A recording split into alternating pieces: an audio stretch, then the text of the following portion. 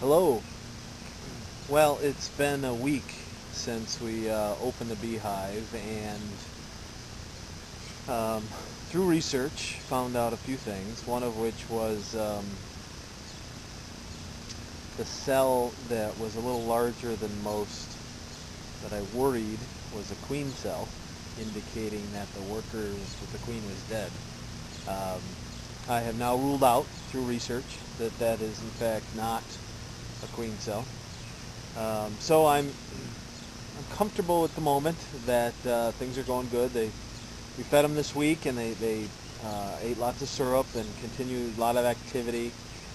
But I am going to give them the week off as far as digging in the hive to take another look. I thought that maybe I would share sort of related content in that one of the reasons I had started the hive was to help the pollination on our garden. So, in lieu of bee content, I thought I would talk a little bit about that this week. The the genesis of the garden was something both Kelly and I like to do. We had some experience with this type of gardening in New York. It's called lasagna gardening, which is essentially kind of build your own soil by layering, hence lasagna, layers of green organic material like grass clippings, and then brown organic material, and then some manure or peat moss and that sort of thing. We did it for the first time last year, and we've enjoyed some great soil this year, right? Because it's all composted a year later.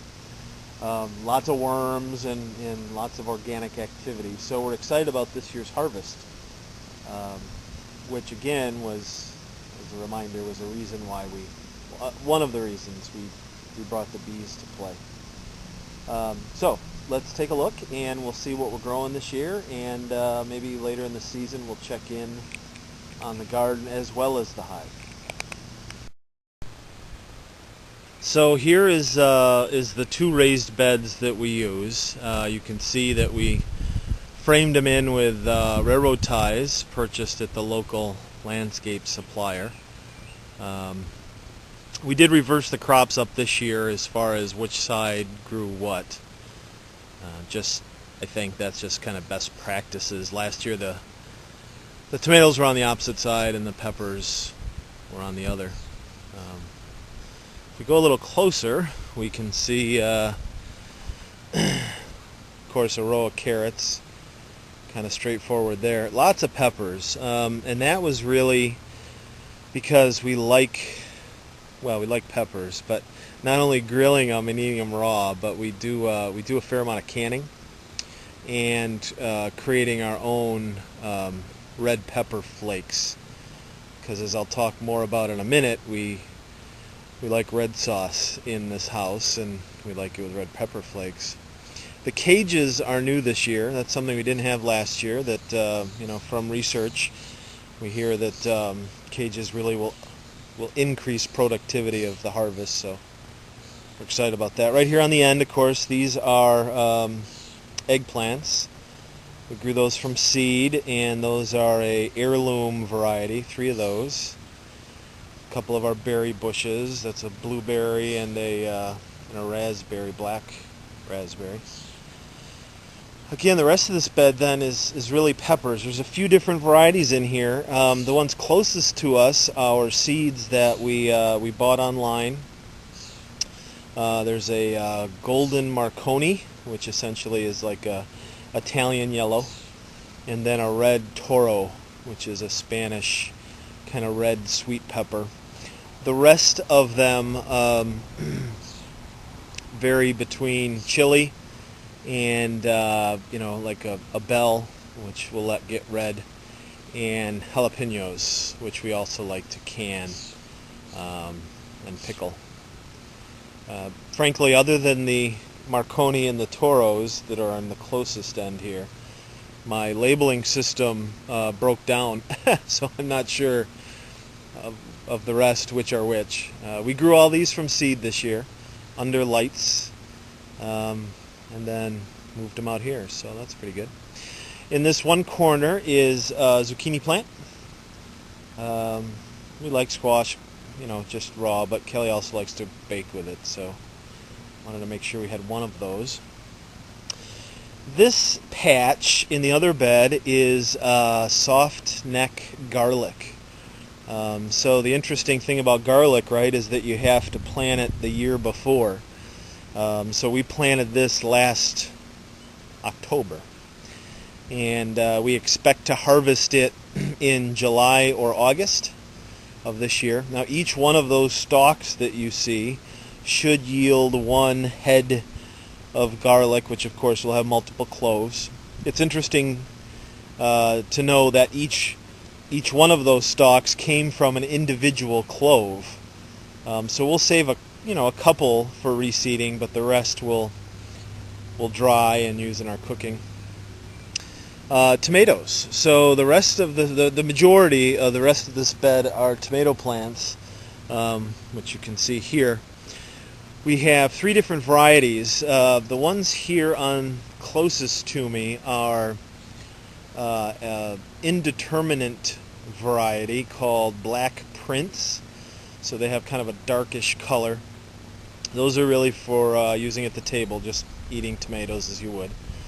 The balance of what you see in here are an Italian hybrid Roma, right, for making sauce, and that's one thing we really enjoyed last year. We kiddingly called it our red gold, which was our homemade spaghetti sauce that we ate throughout the winter.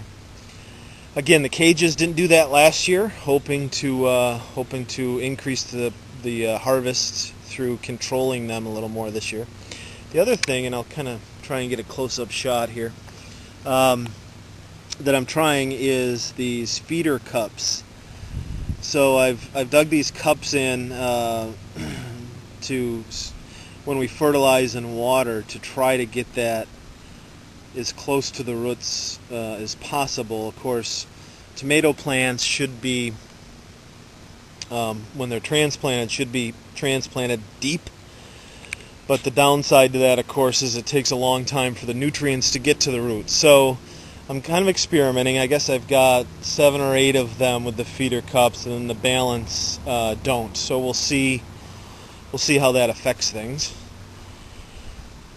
In these pots here are bush cucumbers. So there wasn't room in the garden for them, but we again want to make some pickles. So we're going to cage those once they get a little bigger, and take advantage of kind of extra space here that we've created. And then this last section of the garden is where our herbs are. So closest to us is cilantro, which obviously we use in cooking a lot, and then flat parsley. We've got some basil, 4 basil plants, and then chives.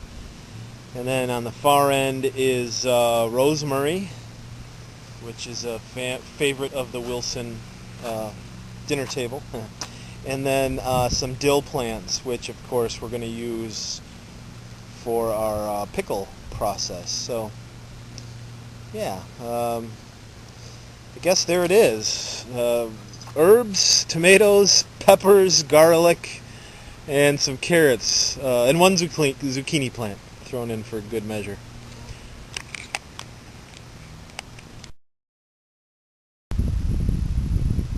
So another reason why the bees is to pollinate and get as much harvest out of our garden as we can.